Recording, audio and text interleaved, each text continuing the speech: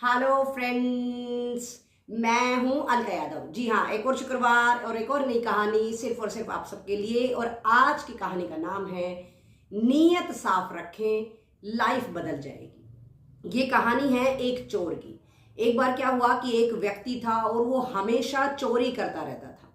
एक दिन क्या हुआ कि वो धीरे धीरे कहीं पर जा रहा था तो उनकी मुलाकात एक महात्मा जी से हुई। उसके बाद चोर महात्मा जी से बात करने लगा। महात्मा जी को बातों बातों में ही पता चल जाता है कि वो व्यक्ति चोर है। तो महात्मा जी उसको समझाने लगते हैं, गुरु भक्ति का मार्ग बताने लगते हैं, उसको कहने लगते हैं कि तुम हर रोज मंदिर जाया करो, प्रार्थना किया करो, तुम्हारा जीवन सफल हो जाएगा। उसके बाद तरह तरह के उपाय महात्मा जी के द्वारा बताए गए, लेकिन जो चोर था वो किसी भी बात को मानने को तैयार नहीं था। उसके बाद महात्मा जी ने कहा कि चलो मैं तुम्हें एक बात बताता हूं, तुम वो कर लेना, तुम्हारा जीवन संवर जाएगा। उसके बाद चोर के पूछने पर महात्मा जी ने बताया कि जब भी तुम्हें कोई पराई स्त्री मिले तो उस महिला को तुम्हें माता या बहन के रूप में देखना है। सिर्फ इतना सुनना था कि चोर को ये काम आसान लगा और उसने महात्मा जी से कहा कि महात्मा जी ये मुझसे हो जाएगा और मैं किसी भी पराई स्त्री को देखूंगा तो उसको माता या अपनी बहन के रूप में ही देखूंगा। ये बात वो कहता है और उसके बाद वहां से चला जाता है। जिस राज्य में वो चोर रहता था उस राजा के एक भी संतान नहीं थी और इस कारण से वो बहुत ही ज्यादा परेशान हो चुका था और उसने अपनी पत्नी को अपने राजमहल से निकालकर पास ही एक घर में रखा हुआ था। 12 साल से जो रानी थी राजा से दूर रह रही थी और राजा ने क्या किया हुआ था कि कुछ लोग आसपास घर के छोड़े हुए थे, घर के आसपास कुछ लोग छोड़े हुए थे ताकि वो राजा को बीच बीच में ये खबर भी देता रहे कि रानी के पास कोई आया तो नहीं है। उसके बाद एक दिन क्या हुआ कि वही चोर चोरी करने के चक्कर में जहां पर रानी रह रही थी उसी घर के अंदर वो घुस जाता है। जैसे ही चोर वहां पर घुसता है तो आसपास जो सैनिक घूम रहे थे वो चुपचाप भाग भाग कर राजा के पास जाते हैं और राजा को बताकर आते हैं और राजा भी बिना देर किए हुए ही पल भर में ही वहां पर आ जाता है और खिड़की से सारी बातें देखने लगता है। उसके बाद जैसे ही चोर वहां से सामान चुरा कर भागने लग रहा था, रानी की आंख खुल जाती है और रानी उसको देख लेती है। जैसे ही चोर को पता चलता है कि रानी ने उसको देख लिया है, चोर घबराकर वहीं पर खड़ा हो जाता है। उसके बाद रानी पूछती है कि क्या कर रहे हो, तो चोर के हाथ में सारा सामान देखकर वो समझ जाती है। उसके बाद रानी बोलती है कि तुम कैसे आए हो, मुझे ये बताओ जरा। तो चोर कहता है कि मैं ऊंट पर आया हूं। उसके बाद रानी कहती है कि अगर मैं तुम्हारे ऊंट पर रुपया पैसा हीरे मोती सब कुछ अगर लाद दूं तो क्या तुम मेरी एक इच्छा पूरी करोगे। सिर्फ इतना सुनना था कि जो चोर था उसके दिमाग में अजीब अजीब बातें आने लगी और उसने 2 कदम पीछे हटाए और उसने कहा कि रुको, आप तो मेरी माता समान हो और मैं आपका पुत्र हूं। अगर पुत्र के सेवा के लायक कोई चीज हो तो आप मुझे अवश्य बताइए। सिर्फ इतना कहना था कि रानी उससे बहुत ही ज्यादा प्रभावित हो जाती है और खिड़की में जो राजा सुन रहा था वो भी बहुत ही ज्यादा प्रभावित हो जाता है।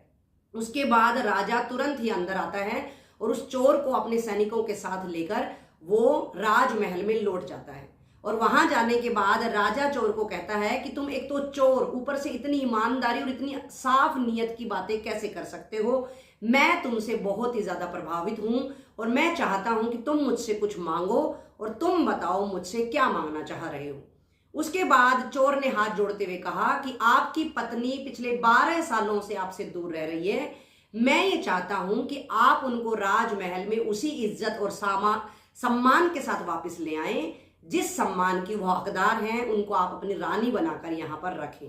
राजा को ये बात और बहुत ज्यादा अच्छी लगती है और वो राजा चोर को कहते हैं कि ठीक ऐसा ही होगा। अगले दिन रानी के पास राजा जाते हैं, उनसे माफी मांगते हैं और उसके बाद उनको घर चलने के लिए कहते हैं। इसके बाद रानी कहती है कि मैं आपके साथ तभी चल पाऊंगी जब आप मेरी एक इच्छा की पूर्ति करेंगे। उसके बाद राजा हामी भरने लगते हैं तो रानी कहती है कि नहीं नहीं, आपको मुझे ये बात लिख कर देनी होगी, मोहर लगा कर देनी होगी। उसके बाद राजा को लगने लगता है कि पता नहीं क्या मांगने वाली है, लेकिन फिर भी राजा मोहर लगाकर उनको कागज दे देते हैं कि इस पर अपनी इच्छा को तुम लिख लो। तो रानी बताती है कि मैं चाह रही हूं कि मैं आपके साथ जब घर आऊं तो आप जो वो चोर था जिसने मुझे मां माना, आप उसको हमारा पुत्र मानिए, उसको अपने इस राज्य का उत्तराधिकारी घोषित करिएगा, तभी मैं आपके साथ चलूंगी। उसके बाद राजा मान जाता है और रानी को उसी इज्जत सम्मान के साथ अपने राजमहल लेकर जाता है और अगले ही दिन सब जगह ये बोल दिया जाता है, ये सुनवाई करवा दी जाती है कि जो वो चोर था वो अब राजा का पुत्र बन चुका था और राजा उसको अपने राज्य का उत्तराधिकारी घोषित कर देते हैं। तो देखा दोस्तों, एक महात्मा के द्वारा सुझाया हुआ एक बहुत ही साफ सुथरी नीयत का काम जो उस चोर ने निभाया, और उसकी उस ईमानदारी और साफ नीयत के कारण वो चोर एक चोर से एक बहुत ही बड़े राज्य का उत्तराधिकारी बन गया। तो इस कहानी के माध्यम से मैं भी आप सबको यही कहना चाह रही हूं कि अगर आप सब लोग सोच अच्छी रखेंगे तो आपको लोग अच्छे नजर आएंगे, लोग अच्छे मिलेंगे।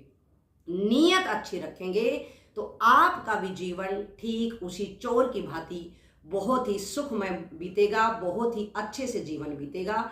मैं अपने आसपास आजकल क्या दुनिया में देख रही हूं कि लोग भले ही आपसे बात करते हैं, आपके दोस्त होने का दावा करते हैं, लेकिन उनकी जो सोच है, विचार हैं, वो बिल्कुल भी आपके लिए सही नहीं होते हैं। उनके मन में मैल होता है, उनकी नीयत बहुत खराब होती है, और ये एक सच्चे इंसान की निशानी नहीं है। एक अच्छे इंसान को चाहिए कि वो जिससे संबंध रख रहा है या किसी भी तरह का, चाहे वो एक इंसानियत का ही रिश्ता क्यों ना हो, अपने मन में प्रत्येक व्यक्ति के लिए, चाहे वो महिला हो पुरुष हो, सबके लिए सोच अच्छी रखे, नीयत अच्छी रखे। फिर देखिएगा कि आपके जीवन में खुशियां बिल्कुल चुपके से आराम से चली आएंगी। तो दोस्तों, हमेशा याद रखना है, अपनी सोच अच्छी रखनी है, दूसरों के प्रति नीयत अच्छी रखनी है। फिर मिलेंगे दोस्तों, नमस्कार।